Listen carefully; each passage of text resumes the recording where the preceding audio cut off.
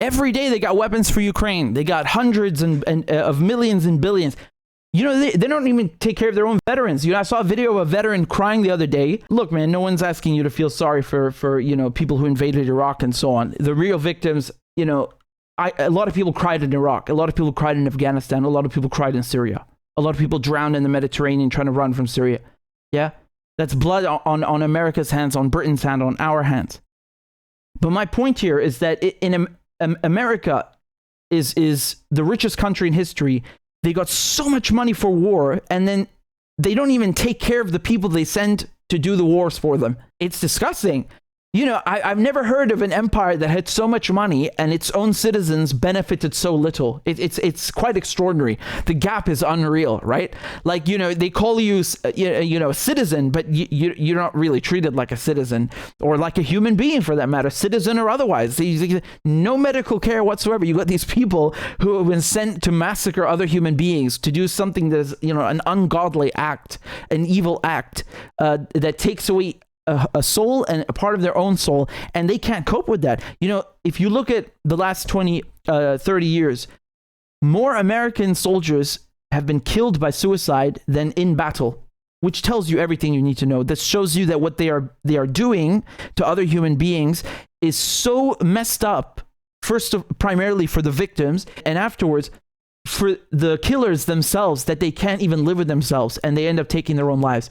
And it shows you how disgusting the system is, because they don't even take care of their own killers, right? They don't even give them doctors or healthcare, right? And you know, you should take care of everybody in your country, but even the ones doing their dirty work, they just, you know, they hang them out to dry. Doesn't that say a lot? F-16s for Ukraine. So Poland has said that they will train the Ukrainians on F-16s, and Biden accepted to, you know, basically allowed for other countries to export F-16s to Ukraine. Now, I know people are talking about this, and I have, as an escalation. It is absolutely an escalation. But let me put it to you this way. This is actually a Ponzi scheme, and it's a very dirty scheme, because what they're doing here is they're trying to frame this to you as, oh, we are helping Ukraine. Look, we are sending F-16s and we are going to train Ukrainian pilots on F-16s. They're actually getting rid of their planes.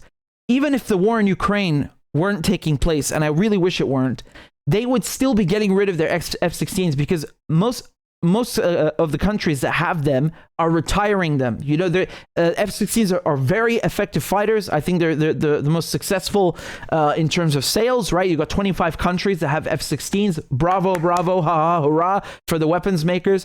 But my point is that they are getting old, even though they're fourth generation, and countries are retiring them.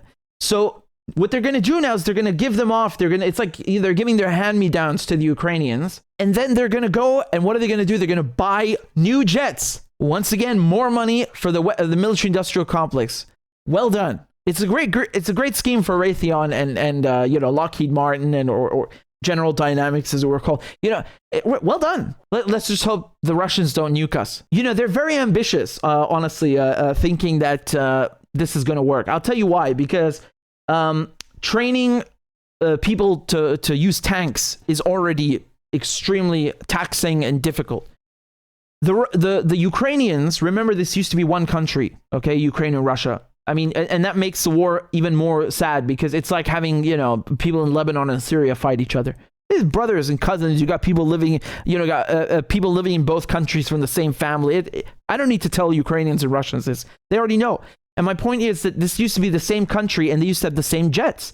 And it's not that long ago that you had the Soviet Union, and even after the Soviet Union ceased to exist, and even after Warsaw Pact was disbanded, but for some reason NATO wasn't, right? Gotta fight that imaginary Soviet Union.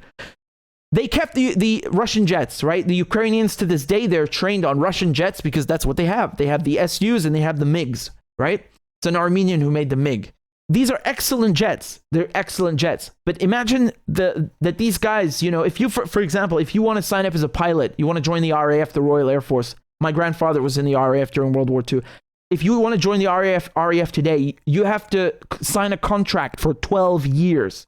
You have to enter for 12 years. It's not because the training takes 12 years, but it's such an investment to train you and it's so integral to a military that they want to keep you there for as long as possible. So you have to think that in other armies, it's more or less the same. These pilots train for years. I mean, the minimum to train someone on an F-16 is usually a year and a half in the U.S. Army, right? So, or whoever else is buying them. Year and a half. And then, of course, so just imagine on the Ukrainian side, you've got these pilots who've been trained on Soviet or Russian jets, and they've been flying them for years and years and years. Their muscle memory, their brains, the hairs on their neck, their whole body is in tune with this machine, this awesome machine. And now you're trying to you have to deprogram them, retrain them on a different system, entirely different system, and then send them into a war zone, an active combat situation. I mean, Jesus Christ, man, if I were a Ukrainian pilot, I'd be like, fuck you. Just give me a Russian jet. I'll fly the Russian jet. Why are you trying to retrain me on fucking F-16s? We know how to fly. Just give us the Russian ones. Morons. I mean, it's not moronic. It's actually, it shows you how little they respect the Ukrainian pilots. They don't even give them the equipment that they know how to use already. Why are you, look, man, in a military, in any military, logistics is the most difficult and most critical pillar of any army. Ask anyone who's been in the military, they will say the same thing. If you are in a combat situation, your entire existence depends on logistics, on meals getting through to you, on ammunition getting through to you, on repair equipment, on all of it. It's all about logistics. Right now, you are basically not only screwing up the logistics, you are holding back these pilots from flying, and then, as I said, deprogramming them and hoping that they will have the right reflexes, they will have the right muscle memory and the right reaction times in a combat situation when their lives are at stake. You are out of your mind. But the thing is, they're not out of their minds. They want to make money. These F-16s, look, here's a picture of a Polish one. You can tell it's Polish because of the red and white squares. The Polish actually, in the Battle of Britain, which is considered Britain's finest hour, the top squadrons the best pilots were Polish. They fled to England, they joined the RAF, and they kicked some German ass. Always remember that. In any case, so I have immense respect for them. This is a Polish F-16, okay? And my point here is that they're going to retire these things anyway. So they're like hand-me-downs. And then they're going to probably buy, I don't know, Eurofighter Typhoons. Likely not. It's those who have American jets will probably stick to American jets. But they're going to try and get new equipment, and that means more money for the companies that produce this stuff. This is the Polish defense minister. We are ready to start this training, but it hasn't started yet. But of course we are ready to start this training. Of course, I propose to join this training to the European Union military mission, which is conducted by Poland on a Polish soil. How many pilots? We are open. It depends on our possibilities. You know that Poland is located in the eastern flank of NATO, so we have some obligations concerning not only protecting of Polish air, but always concerning of protecting, for instance, Baltic states' air. But of course, we are open to suggestions, to proposals. Hi, Representative. On the F-16, you said training has already started in several countries. Which countries are you talking about? Well, for example, in Poland. It has. That's not what the defense minister just said. I don't know. It's kind of a small. It was kind of a funny video, right? They're obviously going to start training them in England and Netherlands and so on. I'm again confused by how the hell we're going to train them on F-16s in England, and unless they're going to be trained at American bases. That's probably what's going to happen, because we don't have F-16s in the RAF. We have Eurofighter Typhoons. You always know it's a British aircraft because it's named after some kind of storm, And here you have in the AP, they say Biden's shift on F-16s for Ukraine came after months of internal debate. Biden's decision to allow allies to train Ukrainian forces on how to operate F-16 fighter jets and eventually to provide the aircraft themselves seemed like an abrupt change in position, but was in fact one that came after months of internal debate and quiet talks with allies. Yeah, see, the thing is, I don't think that's what happened. I think that they are testing the waters, and unfortunately, it's radioactive water, and it's going to splash on all of us if they don't quit their goddamn nonsense, man, because they're really going to kill us. Like I said, at what point do we cross the line? Meaning, at what point do we give the Ukrainians a weapon that the Russians consider so offensive that they actually nuke us? Or, for example, what about these F-16s if they go... And if, for example, they start bombing targets that are so sensitive for the Russians are like, okay, screw this, launch the nukes. Because, it meets the criteria. How do you know that won't happen? I know this sounds like, oh, Richard, you're exaggerating. So I don't know anyone who's saying that. But my point is that this seemed unthinkable. But they literally attacked the Kremlin with drones a few weeks ago. Hello? I think you guys are in La La Land. I don't mean you guys, but whoever. It's not out of the it's not out of the ordinary for this war. We keep crossing lines, and we're certainly raising the threshold, but we're also upping the risks. It's just too risky, man. It's too risky. Just because the Russians aren't saying or doing anything in response doesn't mean that they won't in the future. I think that's even more dangerous. When you have someone who from the Russian point of view, right? Like, let's say, when you have someone who is getting punched, I'm speaking figuratively, right? As an analogy, they're getting punched, and over, and they don't react. They're the most dangerous because when they finally explode, it's gonna be very bad for everybody. And in this case, this is not something that only concerns Ukraine. And as the Americans say, Ukraine will respond at a time of their choosing. Yeah, okay. And what about the rest of us who live on planet Earth? Very, very good. That doesn't change the fact that you have mutually assured destruction, and it's a constant that still remains. Maybe I'm crazy and they're right. It's really dangerous, all of this. And I want to say one thing: what do they think they're going to achieve? Because this is a ground-based war right now. Okay, everything is happening on the ground. It's like almost, not exactly, almost like World War I with drones. So. Actually, funnily enough, the first Air Force has sprung up in World War One.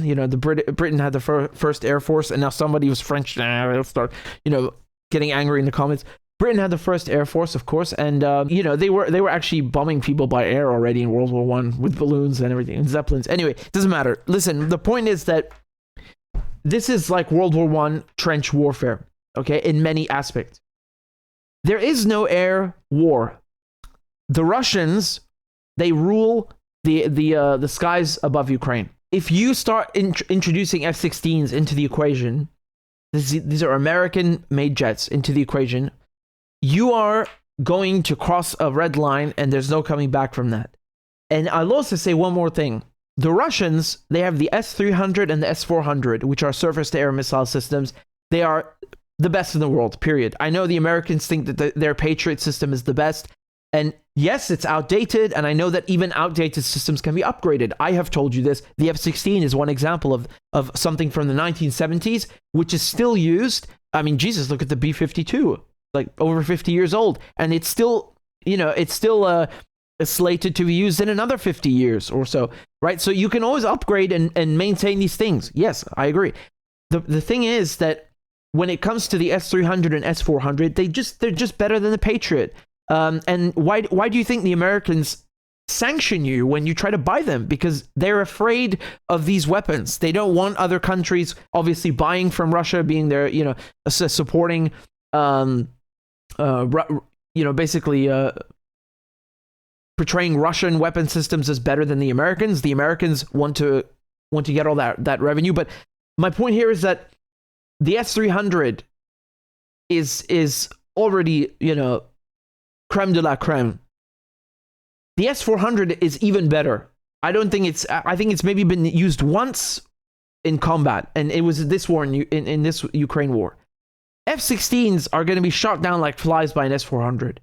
Even an S-200 is dangerous for an F-16. Not too much, but an S-200, which is from the 1960s. Good luck getting past Russia's S-400s.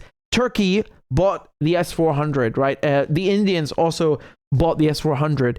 They get slapped with sanctions. I'm not sure about the Indians. I forgot if they got slapped with sanctions. I think they did, but Turkey definitely, and especially as a NATO member, it's outrageous. When you're in NATO, you got to buy American and British weapons or French or whatever. You know, you got to stick within NATO. The fact that the Turks actually got away with that is it's so funny. You know, Erdogan does one thing very well. He knows how to kind of walk this tightrope between East and West. Anyway, so that's not an endorsement, by the way. Far from it. But you know, my point is that these F-16s, they just don't stand a chance against the S-400. And, you know, this is, again, a tricky situation. What happens when the Russians shoot down one of Ukraine's jets or vice versa? You know, things can get very ugly. In Syria, when Turkey shot down a Russian jet, it got very sticky. You know, thank God that they are actually on good terms and so on. And, you know, it's sad for the pilot, but my point is that even amongst allies, it could get very hairy. So why are we gambling with the human race? I don't think this is acceptable. I don't think it's acceptable, and it's all a money-making scheme, period. It's all about money, man.